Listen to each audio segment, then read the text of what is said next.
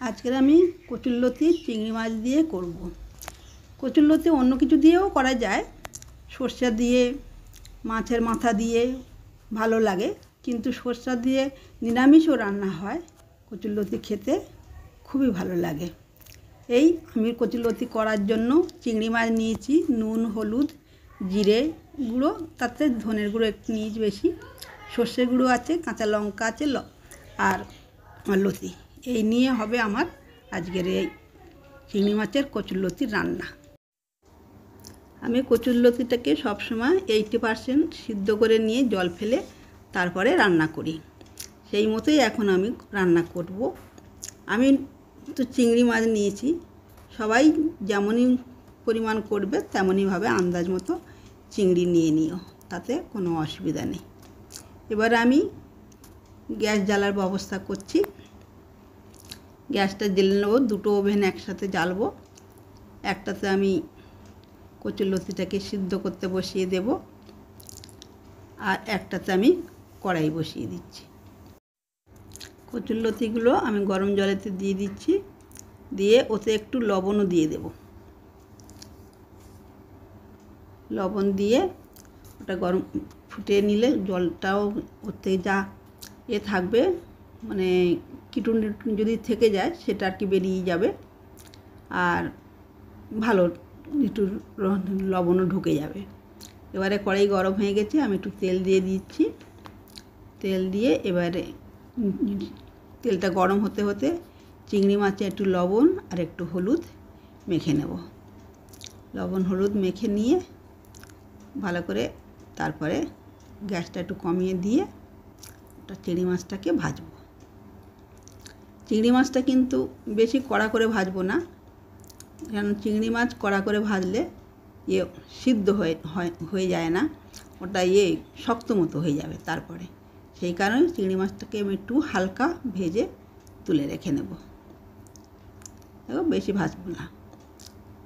এতে চিংড়ি মাছটা ভালো থাকবে আর শক্তও হয় না, আর ওই তেলেতেই আমি একবারে ফোড়ন দিয়ে দেবো, আর করতে লাগবে না।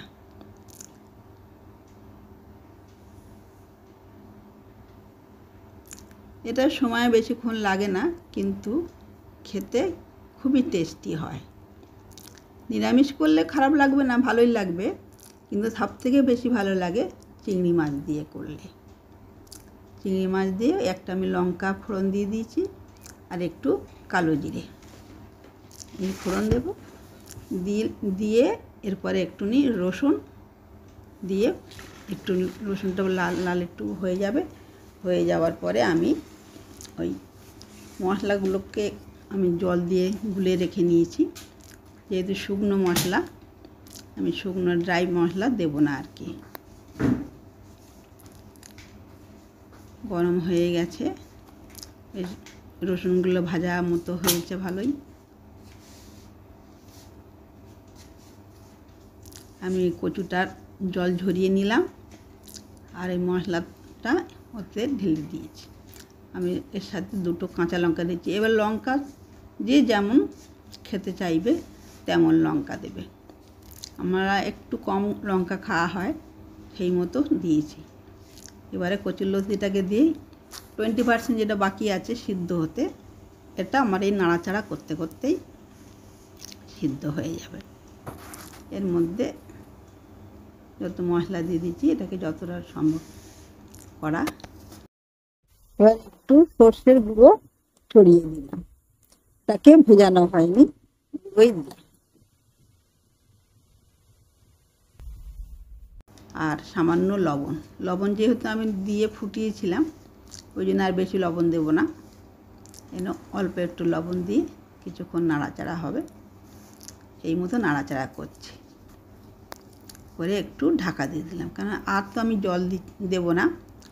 এবার একটু ঢাকা দিয়ে দিয়ে গ্যাসটাকেও কমিয়ে দিয়ে নাড়াচাড়া করতে করতেই সিদ্ধ হয়ে যাবে।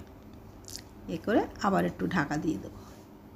অন্তত সব মিলেমিশে ঢাকা দিয়ে আবার তুলে আবার ধীরে ধীরে করতে করতে অন্তত 5 মিনিট মতো ওরমভাবেই আমাকে করতে হবে।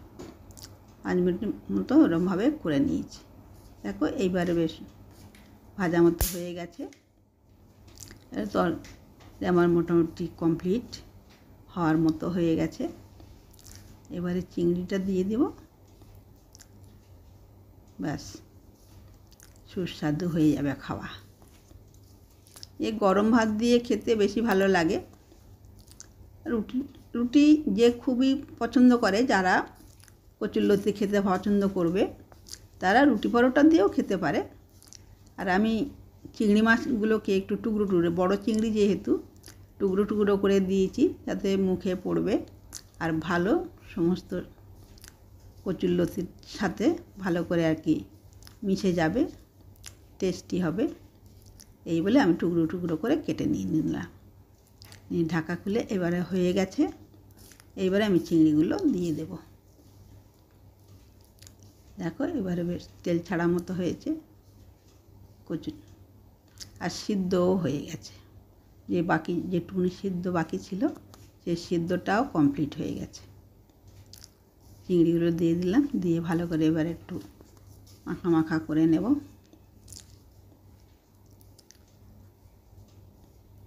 সামান্য ওই চিংড়িতে সামান্য একটু জল দিয়ে নাড়াচাড়া করে নিচ্ছি।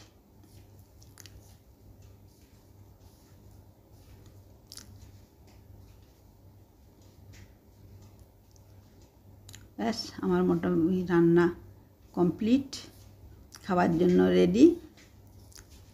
আমি করে তোমাদেরকে দেখালাম। যদি ভালো লাগে তোমরাও করো, আমাকে কমেন্ট করে জানিও।